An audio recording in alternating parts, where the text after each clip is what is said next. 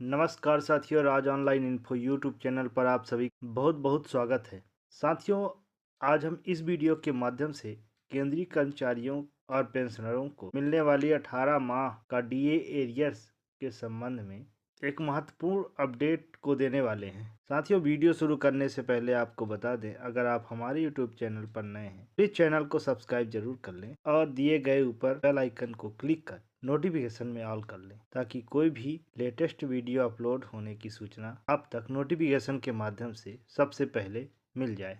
साथियों, आपको बता दें, हमारे यूट्यूब चैनल पर कर्मचारी और कर्मचारियों से संबंधित विभिन्न प्रकार की जैसे डीए, एरियर्स, क्रमोन्नति, पदोन्नति आदि विषयों पर वीडियो के माध्यम से सबसे पहले सूचना दिया जाता है। साथियों, चैनल को लगातार वॉच करते रहें और हमारे चैनल के साथ लगातार बने रहें। तो चलिए साथियों, शुरू करते हैं आज का यह महत्वपूर्ण वीडियो। साथियों, आपको बता दें कि आज के इस वीडियो में महत्वपूर्ण अपडेट निकल के सामने आया है, जिसके अंतर्गत आप देख सकते हैं कि फिर से लड़ी जाएगी 18 महीने के डीए डीआर के भुगतान की लड़ाई। स्टाफ साइड की राष्ट्रीय परिषद ने कैबिनेट सचिव को लिखा पत्र। केंद्र सरकार ने राजकोषीय घाटा ज्यादा होने की बात कहकर देने से किया था इनकार। भुगतान रोककर केंद्र सरकार ने 40,000 करोड़ रुपए की राशि, और सुप्रीम कोर्ट ने अपने फैसले में कहा था वेतन और पेंशन कर्मियों का पूर्ण अधिकार। तो साथियों, इन बिंदुओं पर आज हम इस वीडियो के माध्यम से बात करेंगे। देश के लाखों लाख कर्मचारी, पेंशन धारक व भूतपूर्व सैनिकों के लिए सैलरी, पेंशन, एरियर, महंगाई भत्ते एवं महंगाई राहत तथा 18 माह डीए एरियर एवं 8वें वेतन आयोग से संबंधित आ गई एक बहुत बड़ी खुशखबरी। दोस्तों, आज की यह पूरी अपडेट किसी एक खबर, किसी एक घोषणा या किसी एक अफवाह तक सीमित नहीं है। यह उस पूरे दौर की कहानी है जिससे आज देश का हर केंद्रीय व राज्यों के कर्मचारी और हर पेंशन धारक व भूतपूर्व सैनिक गुजर रहा है। यह वह समय है जब फाइलों की हर हलचल, बैठकों की हर तारीख और बजट की हर पंक्ति आपके आने वाले कई वर्षों की आर्थिक दशा तय करने वाली है। इसलिए आज जो बात हम एक साथ पूरे विस्तार और पूरे संयम के साथ समझने वाले हैं, वह सिर्फ जानकारी नहीं बल्कि आपके भविष्य से जुड़ा हुआ सच है। आज देश का माहौल कुछ ऐसा है कि हर कर्मचारी और हर पेंशन धारक के मन में एक ही बेचैनी आने वाला, वार्षिक वित्तीय बजट क्या देगा? 8वां वेतन आयोग कब लागू होगा? डीए का नुकसान कितना बड़ा होगा? क्या इस बार भी भत्तों का एरियर छिन जाएगा? फिटमेंट फैक्टर फिर से कम तो नहीं कर दिया जाएगा? और वह सवाल जो सबसे ज़्यादा चुभता है कि कोविड काल के 18 महीने का लंबित एरियर आखिर कब मिलेगा? इन सारे सवालों को अलग अलग देखने से तस्वीर अधूरी रह जाती है, लेकिन जब इन्हें एक साथ जोड़ा जाता है तब साफ दिखाई देता है कि यह समय सिर्फ इंतजार का नहीं बल्कि बहुत बड़े और निर्णायक फैसलों का। सबसे पहले बात उस बजट जिसे लेकर हर साल उम्मीदें भी बनती हैं और अफवाहें भी उड़ती हैं। वित्तीय बजट 2026 की चर्चा इसलिए ज़्यादा अहम है क्योंकि यह ऐसे समय आ रहा है जब महंगाई का दबाव लगातार बना हुआ है, आम आदमी की क्रय शक्ति कमज़ोर हुई है और कर्मचारी पेंशन धारकों का धैर्य भी कई सालों से परखा जा रहा है। इस बार उनके हिस्से में क्या आया? लेकिन अगर हम भावनाओं से हटकर और पिछले अनुभवों को ध्यान में रख कर देखें तो सच्चाई यह है कि वित्तीय बजट से केंद्रीय कर्मचारियों और पेंशन धारकों के लिए बहुत बड़े और सीधे ऐलान की संभावना बेहद सीमित दिखाई देती है। सरकार की प्राथमिकताएं आर्थिक विकास, इंफ्रास्ट्रक्चर, रक्षा, ग्रीन एनर्जी और एमएसएमई सेक्टर पर ज़्यादा केंद्रित नजर आती है। लेकिन 18 महीने का डीए डीआर एरियर या 8वें वेतन आयोग के फिटमेंट फैक्टर औपचारिक घोषणा वार्षिक वित्तीय बजट के जरिए हो जाएगी, ऐसी उम्मीद करना व्यवहारिक लगता है। यही वह वजह है जहां सबसे ज़्यादा सावधानी की ज़रूरत। सोशल मीडिया पर बजट से पहले बड़े बड़े दावे किए जाते हैं। कोई कहता है कि पेंशन दुगनी हो जाएगी और कोई कहता है कि कर्मचारियों को ऐतिहासिक तोहफा मिलने वाला है। लेकिन जब वास्तविक दस्तावेज सामने आते हैं तो ज़्यादातर दावे हवा में ही रह जाते हैं। इसलिए समझदारी इसी में है कि अफवाहों से दूर रखी जाए और सिर्फ ठोस संकेत पर ही भरोसा किया जाए। अब बात उस मुद्दे की जो बजट से भी कहीं ज़्यादा अहम है और जो हर कर्मचारी और पेंशन धारक के जीवन पर लंबे समय तक असर डालने वाला है, यानी 8वां वेतन आयोग। लगभग तय माना जा रहा है कि 8वां वेतन आयोग 1 जनवरी 2026 से लागू माना जाएगा। लेकिन लागू माना जाना और वार्षिक भुगतान के बीच का अंतर ही असली कहानी है। वेतन आयोग की कमेटी को रिपोर्ट तैयार करने में करीब 1.5 साल का समय लगता है। उसके बाद सरकार उस रिपोर्ट पर विचार करती है, कैबिनेट में चर्चा होती है और फिर उसे लागू करने की प्रक्रिया शुरू होती है। इन सभी चरणों को जोड़कर देखें तो वास्तविक रूप से बढ़ी हुई सैलरी और पेंशन कर्मचारियों और पेंशन धारकों को 2027 के अंत या 2028 की शुरुआत में मिलने की संभावना ज़्यादा बनती है। सरकार यह जरूर कहती है कि एरियर 1 जनवरी 2026 से ही दिया जाए, लेकिन यहाँ एक बहुत बड़ा अनुभव सामने आता है जिसे नज़रअंदाज नहीं किया जा सकता। पिछली बार 7वें वेतन आयोग के समय सैलरी और पेंशन का एरियर तो दिया गया था, लेकिन भत्तों का एरियर नहीं दिया गया।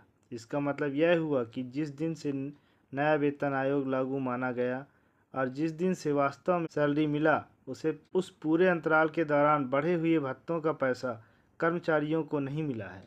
Travel allowance, uniform allowance, children education allowance जैसे कई भत्ते ऐसे थे जिनका एरियर नहीं दिया गया। इसका सीधा असर कर्मचारियों की जेब पर पड़ा और हजारों लाखों रुपए का नुकसान सरकार द्वारा किया गया था, क्योंकि भत्ते बेसिक सैलरी से सीधे जुड़े नहीं हैं, इसलिए इनका एरियर नहीं दिया जा सकता। लेकिन कर्मचारियों के नज़रिए से यह तर्क कभी भी न्यायपूर्ण नहीं माना गया, क्योंकि महंगाई उसी दिन से बढ़ जाती है जिस दिन से नया वेतन आयोग लागू माना जाता है।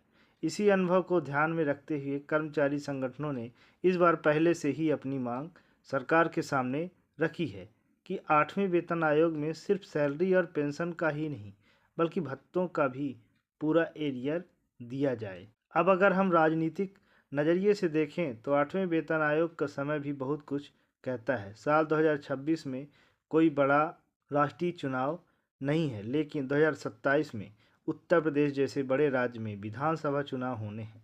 वेतन आयोग की रिपोर्ट तैयार होने में लगने वाला समय और उसके बाद लागू होने की प्रक्रिया को जोड़कर देखें तो पूरा टाइमलाइन 2027 के आसपास जाकर बैठता है। इतिहास गवाह है कि वेतन आयोग और चुनावी राजनीति का रिश्ता हमेशा से गहरा रहा। बड़े आर्थिक फैसले अक्सर ऐसे समय पर लिए जाते हैं जब उनका राजनीतिक फायदा ज़्यादा से ज़्यादा मिल सके। इसलिए यह समझना जरूरी है कि 8वें वेतन आयोग का फायदा भी धीरे धीरे और रणनीतिक तरीके से दिया जा सकता है। अब आते हैं उस मुद्दे पर जो कर्मचारी के लिए सबसे ज़्यादा संवेदनशील और दर्दनाक रहा, यानी फिटमेंट फैक्टर और न्यूनतम वेतन 7वें वेतन में। अब आते हैं उस मुद्दे पर जिसने पिछले कुछ वर्षों से सबसे ज़्यादा चर्चा और संघर्ष देखा है, यानी 18 महीने का लंबी डीए एरियर। यह कोविड काल के दौरान रोका गया था और तब से कर्मचारी और पेंशन धारक इसके इंतजार में हैं। कर्मचारी और पेंशन धारक इसके इंतजार में हैं। अब यह मामला अदालत तक पहुंच चुका है और सरकार को यह बताना है कि अगर यह एरियर ब्याज के साथ दिया जाता है तो उस पर कितना वित्तीय बोझ पड़ेगा। यह अपने आप में एक बड़ा संकेत है कि आने वाले समय में इस मुद्दे पर कोई निर्णायक फैसला लिया जा सकता है। 18 महीने का एरियर सिर्फ पैसा नहीं है, बल्कि उस अधिकार की मान्यता है जो कठिन समय में कर्मचारियों और पेंशन धारकों से छीन लिया गया था। अब अगर हम 8वें वेतन आयोग के एरियर की बात करें तो तस्वीर और भी साफ हो जाती है। अगर यह आयोग 2028 की शुरुआत में लागू होता है और एरियर 1 जनवरी 2026 से दिया जाता है तो कम से कम 24 महीने का एरियर बनता है। यह राशि कई कर्मचारियों और पेंशन धारकों के लिए लाखों में पहुंच सकती है। लेकिन यहाँ भी वही सवाल खड़ा होता है कि क्या यह एरियर सिर्फ बेसिक सैलरी और पेंशन तक सीमित रहेगा या इसमें डीए, डीआर और अन्य भत्तों का एरियर भी शामिल होगा। पिछली बार के अनुभव को देखते हुए चिंता स्वाभाविक है। अभी ईपीएस और ईपीएफओ से जुड़े पेंशन धारकों की बात करें तो उनकी स्थिति और भी संवेदनशील है। ईपीएस पेंशन धारकों को आज भी बेहद कम पेंशन मिलती है, जो मौजूदा महंगाई में जीवन यापन के लिए नाकाफ़ी है। लंबे समय से न्यूनतम पेंशन बढ़ाने की मांग चल रही है। हालांकि वेतन आयोग का दायरा सीधे तौर पर ईपीएस पेंशन धारकों तक सीमित नहीं होता, लेकिन जब केंद्रीय कर्मचारियों की सैलरी और पेंशन बढ़ती है तो सरकार पर दबाव जरूर बढ़ता है कि वह ईपीएस पेंशन धारकों की स्थिति पर भी गंभीरता से विचार करे। ईपीएफओ से जुड़े पेंशन धारकों की संख्या भी बहुत बड़ी है और इनमें से ज़्यादातर निजी क्षेत्र से रिटायर हुए कर्मचारी होते हैं। उनके लिए महंगाई भत्ता जैसी कोई सीधी व्यवस्था नहीं होती, जिससे उनकी परेशानी और बढ़ जाती है। जब केंद्रीय कर्मचारियों के लिए डीए और डीआर बढ़ाते हैं तो ईपीएफओ पेंशन धारकों के मन में यह सवाल उठता है कि उनके लिए कोई समान व्यवस्था क्यों नहीं बनाई जाती। 8वें वेतन आयोग की चर्चा के साथ यह मांग भी सामने आ रही है कि भविष्य में उन्हें भी इसी प्रकार का लाभ मिलेगा। तो साथियों, उम्मीद करते हैं कि आज का यह वीडियो आप सभी को पसंद आया होगा। वीडियो अच्छी लगी है तो वीडियो को लाइक ज़रूर करें और ऐसे ही इन्फॉर्मेटिव वीडियो देखने के लिए हमारे यूट्यूब चैनल के साथ आप ज़रूर बने रहें। साथ में अगर आप हमारे यूट्यूब चैनल पर नए हैं तो प्लीज़ चैनल को सब्सक्राइब ज़रूर कर लें।